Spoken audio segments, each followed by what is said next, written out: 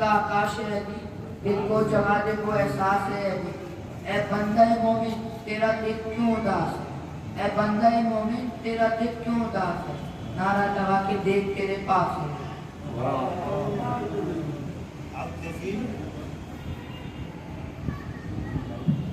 اب میں گزارش کر رہا ہوں خطیب سلمہ سے کہ وہ ممبر پر تشریف لائیں۔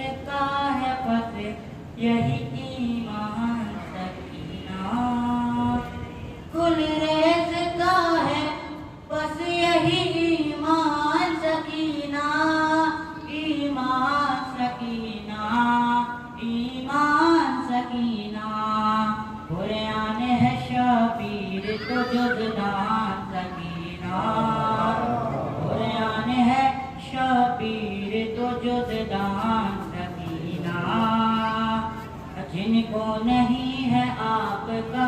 عرفان سکینہ، جن کو نہیں ہے آپ کا عرفان سکینہ، جن کو نہیں ہے آپ کا عرفان سکینہ، عرفان سکینہ، عرفان سکینہ، کیسے کہیں ان لوگوں کو انسان سکینہ، کیسے کہیں ان لوگوں کو انسان سکینہ، بس آپ کی ڈوری کے فقیروں کے علاوہ، بس آپ کی ڈوری کے فقیروں کے علاوہ، بس آپ کی ڈوری کے فقیروں کے علاوہ، فقیروں کے علاوہ، فقیروں کے علاوہ دنیا میں نہیں کوئی بھی سلطان سکینہ۔ تو ایک ایسے بات دنیا میں نہیں کوئی بھی سلطان سکینہ، اور جس گھر میں سجا رہتا ہے آپاس کا پرچم، جس گھر میں سجا رہتا ہے آپاس کا پرچم، اور جس گھر میں سجا رہتا ہے آپاس کا پرچم، آپاس کا پرچم،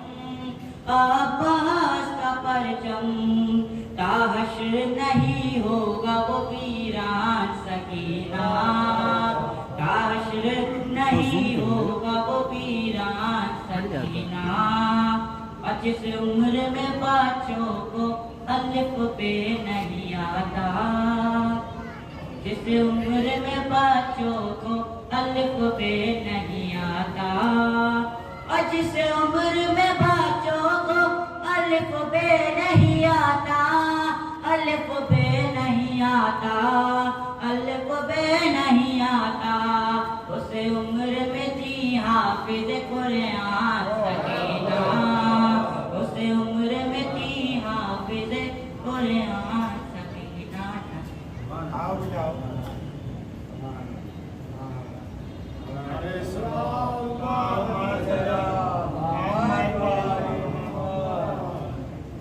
عابد کھڑے ہیں حیدر کرار کی طرح، عابد کھڑے ہیں حیدر کرار کی طرح، ظالم تخت پہ بیٹھا ہے بیمار کی طرح، ظالم تخت پہ پڑا ہے بیمار کی طرح، توپ اور بیڑیوں میں بھی قیدی ہے مطمئن، توپ اور بیڑیوں میں بھی قیدی ہے مطمئن، حاکم لرز رہا ہے بیمار کی طرح، حاکم لرز رہا ہے بیمار کی طرح، پروردگار تو ہی بتا کیا کہوں اسے، پروردگار تو ہی بتا کیا کہے اسے، جس کو امام لا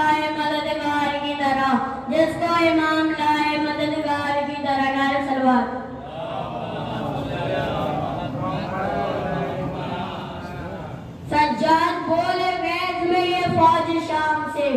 सज्जाद बोले ये फौज पर सज्जाद बोले गैस में ये फौज शाम से। शब्बीर क्या है सारे जहां को बताऊंगा, शब्बीर क्या है सारे जहां को बताऊंगा। सज्जाद मेरा नाम है बीमार हूँ तो क्या, सज्जाद मेरा नाम है बीमार हूँ तो क्या। खुद बेयत का आज जिंदा जनाजा उठाऊंगा, बेयत का आज जिंदा जनाजा उठाऊंगा। ना सुना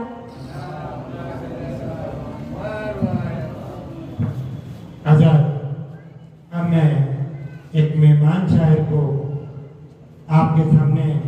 पेश करने जा रहा हूँ। उनका नामी नामी मेरे जहन से निकल गया है। आइए तशरीफ ले आए मेंबर पे, एक नारे सलवार।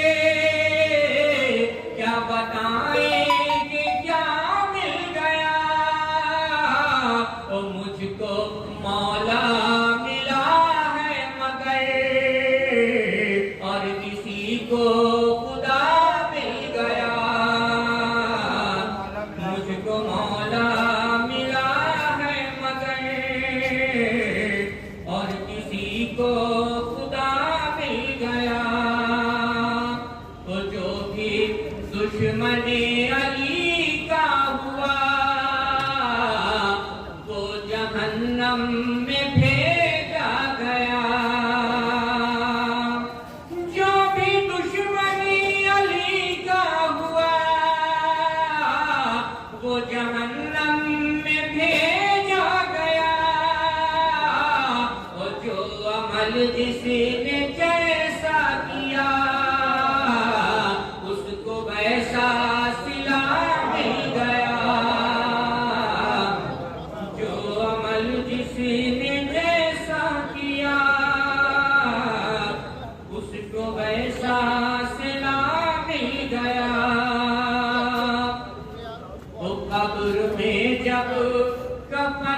پر میرے آ کے ڈالی ملک نے نظر قبر میں جب کفن پر میرے آ کے ڈالی ملک نے نظر اور کچھ نہ پوچھا اٹھے چل دیے یا علی جب لکھا مل گیا کچھ نہ پوچھا اٹھے چل دیے یا علی جب لکھا مل گیا تو ڈر نہیں کوئی میسم مجھے مشکلوں سے میں ڈرتا نہیں اور ڈر نہیں کوئی میسم مجھے مشکلوں سے میں ڈرتا نہیں وہ ہر قدم پر ہوئی ہے مدد جب سے مشکل کشا مل گیا ہر قدم پر ہوئی ہے مدد جب سے مشکل کشا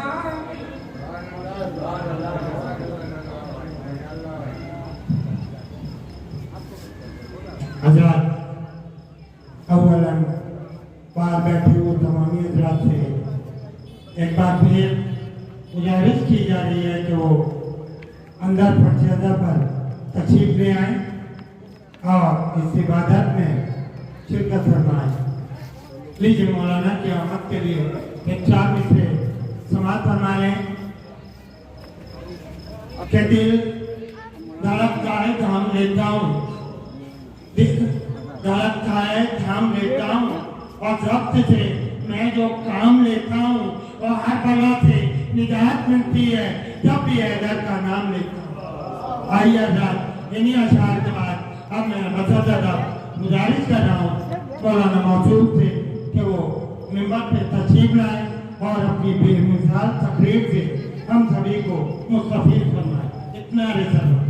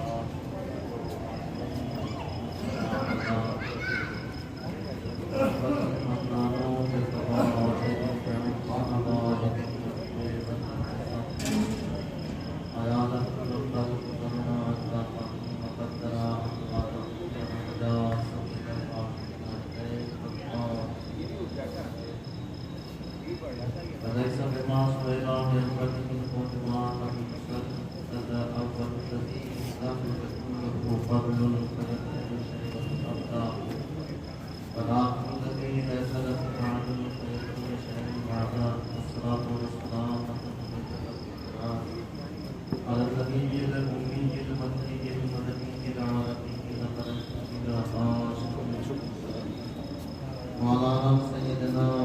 بالقاسم محمد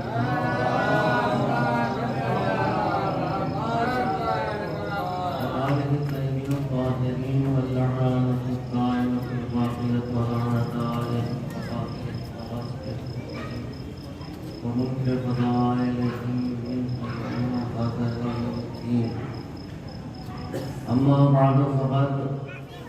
قال رسول الله صلى الله عليه وآله وسلم إني تارك فيكم الثقلين كتاب الله وعترتي أهل بيتي ما إن تمسكتم بهما لن تضلوا بعدي حتى يرد علي الحوض صلوات محمد.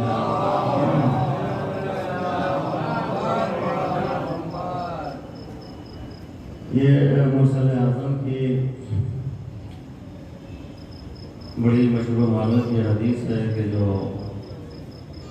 مسلسل آپ کی خدمت میں پیش کی جا رہی ہے کہ پیغمبر فرما رہے ہیں کہ بے شک میں تم لوگوں کے درمیان دو عظیم دو گراں قدر چیزیں چھوڑ رہا ہوں،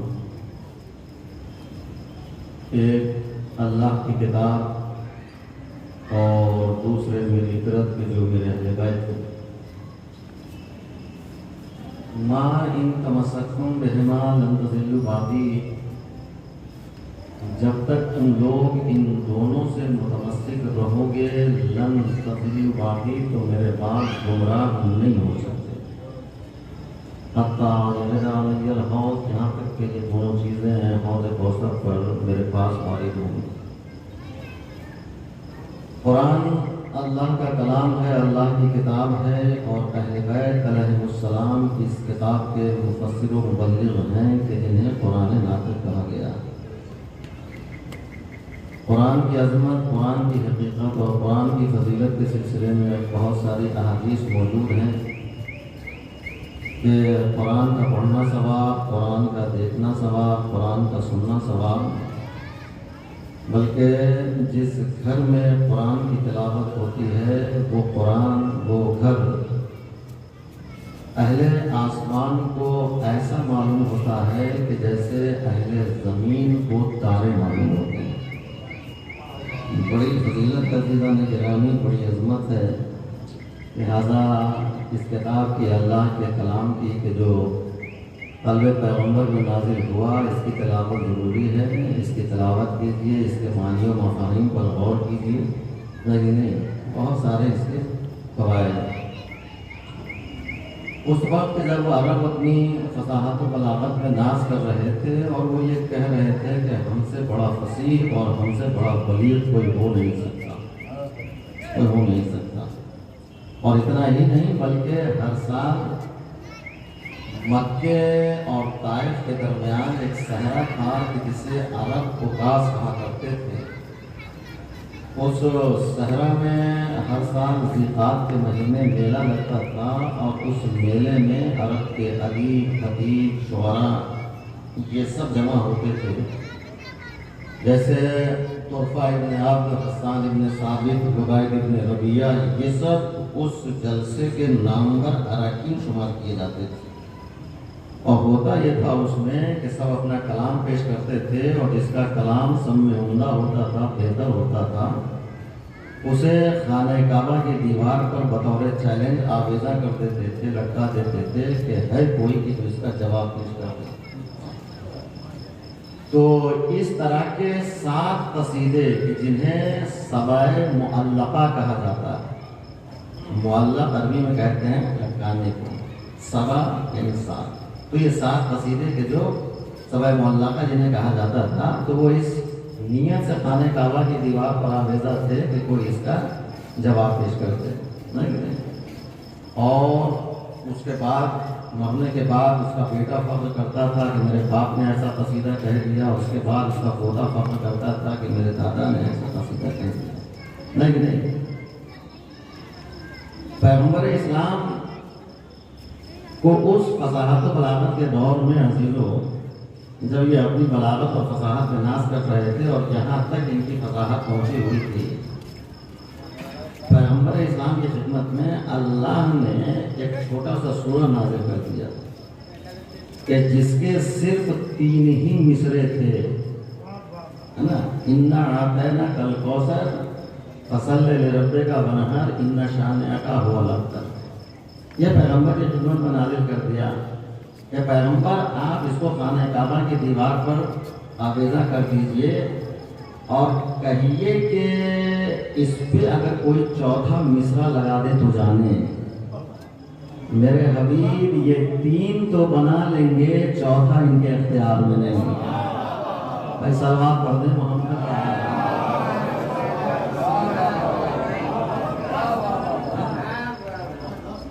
اور جیسے حضور نے خانہ کعبہ کی دیوار پہ آویزہ کیا، مایہ ناز سخنوروں کے وہ چنے ہوئے قصائد کے جو عرب کے متاع شعر میں سب سے زیادہ گران قدر ہونے کا تمغہ حاصل کر چکے تھے،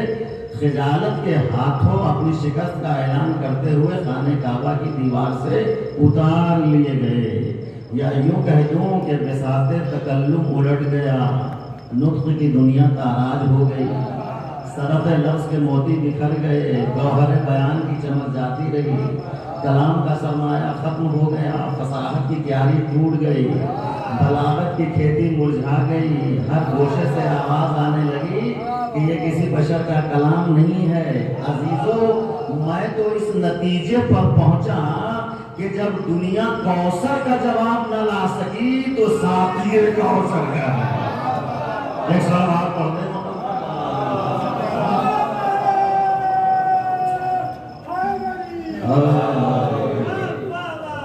نہیں لا سکتی جواب، کوثر کا جواب نہیں لا سکتی۔ اچھا، پیغمبر نے کیوں خانہ کعبہ کی دیوار پہ آویزہ کیا؟ دیکھیے، دنیا کا دستور ہے اور عاقلانہ طریقہ بھی یہی ہے کہ جب کوئی بات کسی سے منوانا مقصود ہو تو اس کا بہترین طریقہ یہ ہے کہ چیلنج کر دیا جائے، دعویٰ کر دیا جائے، تحدید کر دی جائے کہ ایسا کوئی نہیں کر سکتا، اگر کسی میں طاقت ہو تو وہ ایسا کر کے دکھائے۔ یہ سنتے ہی فطرت انسانی میں ہیجان پیدا ہوگا اور نفس انسانی بے چین ہو کر اس کی طرف متوجہ ہو جائے گا اور اس دعوے کو رد کرنے کے لیے ہمہ کوشش کرے گا، اس لیے کہ اس کی جدت میں یہ بات داخل ہے کہ یہ اپنے مقابلے میں کسی کو بڑھتا ہوا نہیں دیکھ سکتا۔ فطرت میں یہ بات داخل ہے، چاہے وہ کسی قسم کا دعویٰ ہو، کسی صفت سے متعلق چیلنج ہو، بس آپ اپنا کتنا کہہ دیجئے کہ ایسا کوئی نہیں کر سکتا، اگر کسی میں طاقت ہے تو وہ اس کا جواب پیش کرتے۔ اسی طرح اللہ نے یا قرآن نے سب سے پہلے کیا کیا؟ یہ چیلنج کیا کہ تم پورے قرآن کا جواب پیش کر سکتے، اور جب یہ بھی ممکن نہیں ہو سکا تو اس میں اور جو رات وسعت دی، کہا کہ اگر تم پورے قرآن کا جواب نہیں پیش کر سکتے تو فاتو نہ گریں بے عشر سورہ مثل، اس کے مثل جو ہے 10 سورے بنا لا۔ اور جب یہ بھی ممکن نہیں ہو سکا تو قرآن نے کہا کہ فاتو بسورۃ من مثلہ، اس کے مثل ایک ہی سورہ بنا لا، ایک ہی سورہ بنا لا۔ مگر عزیزو، سبع معلقہ لکھنے والوں کے خاندان والے مر گئے مگر اس کا جواب نہ ہو سکا، جواب نہ ہوگا۔ اب سوال یہ پیدا ہوتا ہے، کیا قرآن میں نئے الفاظ آ گئے؟ کیا قرآن میں نئی اصطلاحیں آ گئی؟ بالکل نہیں۔ وہی الفاظ کے جو عرب میں استعمال کیے جاتے تھے، وہی الفاظ میں اصطلاحیں جو بولی جاتی تھیں، وہی قرآن میں۔ بس اللہ نے اتنا کیا کہ ان الفاظ کو سمیٹا، اور سمیٹنے کے بعد عرش اعظم پر ترتیب دے کر جب اسے نازل کیا تو یہ سبع معلقہ جنہوں نے لکھا تھا یہ سب مر گئے مگر اس کا جواب نہ ہو سکا۔ یہ اہتمام قدرت ہے، قدرت جسے چاہتی ہے معجزہ بناتی ہے۔ تو عزیزو، جب یہاں کے الفاظ وہاں جائیں اور لاجواب ہو جائیں تو اگر وہاں والے یہاں آ جائیں تو اہل بیت کا کیا جواب؟ کوئی جواب نہیں ہو سکتا، نہیں تو نہ قرآن کا جواب اور نہ اہل بیت کا جواب، نہ قرآن سامع کا جواب ہے اور نہ قرآن ناطق کا جواب ہے۔ اب قرآن ناطق کے سلسلے میں جو سورہ جمعہ کی بڑی مشہور و معروف آیت ہے، اس میں ارشاد ہو رہا ہے کہ هو الذی بعث فی الامیین رسولا منہم۔ نہیں، آج کی جو تاریخ ہے یہ شب شہادت حضرت رسول خدا اور حضرت امام حسن مصطفیٰ کی شہادت سے جو یہ منسوب ہے۔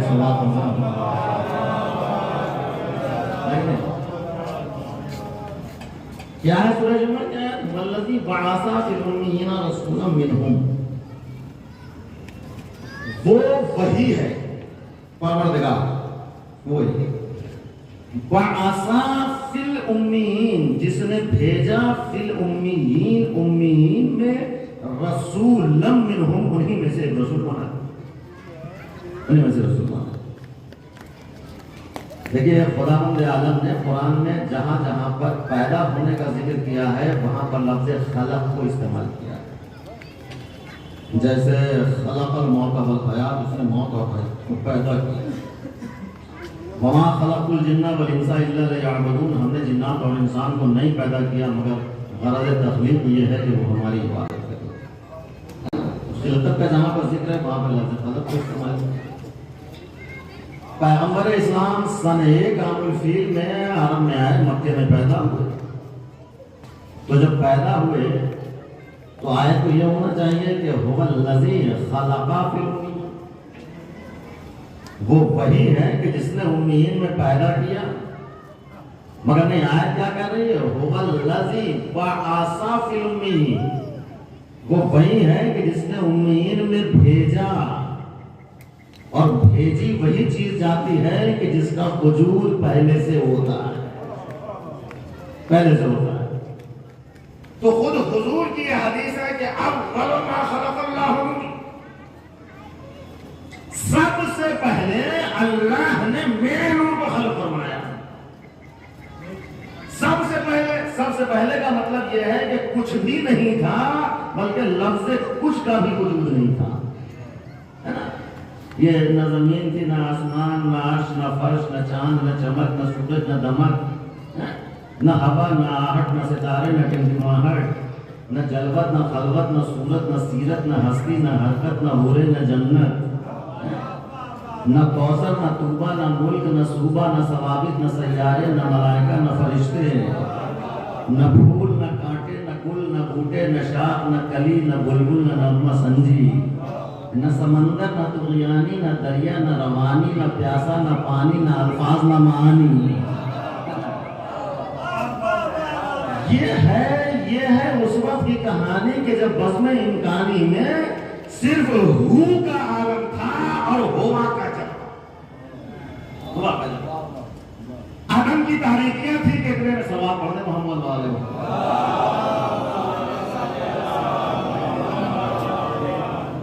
خداوند اعلیٰ نے شمع نور روشن کرتا ہے اور اسے محمد سے کے نام سے پکارتا ہے۔ مثلا سب سے پہلے خلق فرمایا، اور سوال یہ پیدا ہوتا ہے کہ یہ سب سے پہلے خلق کیوں فرمایا؟ اولو ما خلق اللہ نوری، اللہ نے سب سے پہلے میرے نور کو خلق فرمایا، یہ پہلے کیوں خلق فرمایا؟ تو دیکھیے ایسا ہوتا ہے کہ وہ چیزیں کہ جو پہلے سے موجود رہتی ہیں اور وہ چیزیں کہ جو بعد میں آتی ہیں، تو ان چیزوں پر احسان ہوا کرتا ہے ان چیزوں کا جو پہلے سے موجود ہوتی ہے۔ میں اس کو آپ مثال کے طور پہ آپ اسے یوں سمجھیے کہ مثلا ایک صاحب تھے، انہوں نے پاپیادہ حج کرنے کا ارادہ کیا، مثال دے رہا ہوں۔ اب ظاہر سی بات ہے کہ کم سے کم 2 سال کی مدت وہاں تک پہنچنے میں، اور وہاں پہنچنے کے بعد 1 سال کی مدت مزارات مقدسہ وغیرہ کی زیارات، اور اس کے بعد 2 سال مدت واپسی وہاں، کم سے کم 5 سال کی مدت۔ مگر جب وہ جانے لگے تو انہوں نے یہ کیا کہ اپنے مکان کے سامنے آم کا ایک چھوٹا سا پودا لگا، اور وہ پودا لگا کر وہ چلے گئے۔ 5 سال کی مدت کے بعد جب وہ واپس آئے تو انہوں نے کیا دیکھا کہ وہ پودا جسے میں لگا کر گیا تھا آج وہ درخت کی شکل اختیار کر چکا ہے، اور اتفاق ایسا کہ وہ آم کا زمانہ بھی تھا اور اس میں پکے پکے آم نظر آ رہے ہیں۔ اس نے دیکھا اور دیکھنے کے بعد کہا کہ اس درخت پر ہمارا احسان ہے، اگر اس درخت کو میں لگا کر نہ جاتا تو آج یہ اس قابل نہ ہوتا کہ اس میں پکے ہوئے آم نظر آتے۔ یہ باتیں ہو ہی رہی تھی کہ اتنے میں ان کے صاحبزادے آئے اور آنے کے بعد کہا کہ بابا جان یقیناً آپ کا اس درخت پر احسان ہے، مگر اس درخت پر ہمارا بھی احسان ہے، اور وہ یہ کہ اگر میں جانوروں سے اس کی حفاظت نہ کرتا تو آج یہ اس قابل نہ ہوتا کہ اس میں پکے ہوئے آم نظر آتے۔ یہ گفتگو ہو رہی تھی، زمین پر خاموش رہنے والی، اس نے کہا کہ سلطنت تمہارا اس درخت پر احسان ہے، مگر اس درخت پر میرا بھی احسان ہے۔ اور وہ یہ کہ اگر میں اپنے ذریعے سے غذا نہ پہنچاتی تو آج یہ اس قابل نہ ہوتا کہ اس میں پکے ہوئے آم نظر آتے۔ یہ باتیں ہو رہی تھی کہ سورج کا خاموش رہنے والا اس نے کہا کہ زمین تمہارا اس درخت پر احسان ہے، مگر اس درخت پر میرا بھی احسان ہے، اگر ہم اپنی کرنیں اس تک نہ پہنچاتے تو آج یہ اس قابل نہ ہوتا کہ اس میں پکے ہوئے آم نظر آتے۔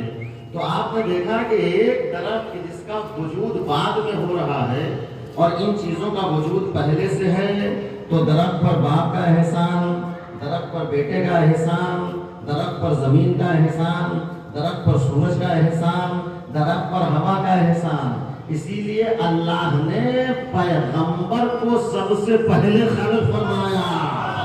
اگر بعد میں خلق کرتا تو زمین کہتی محمد پر میرا احسان ہے۔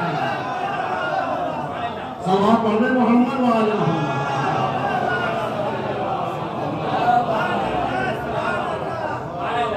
یہ آسمان کہتا محمد پر میرا احسان، سورج کہتا محمد پر میرا احسان، ہوائیں کہتی محمد پر میرا احسان۔ لہذا اللہ نے پیغمبر کو سب سے پہلے خلق کر کے بتایا کہ دیکھو محمد پر کسی کا احسان نہیں ہے بلکہ ساری کائنات پر محمد کا احسان۔ صلوات پڑھ لیں محمد۔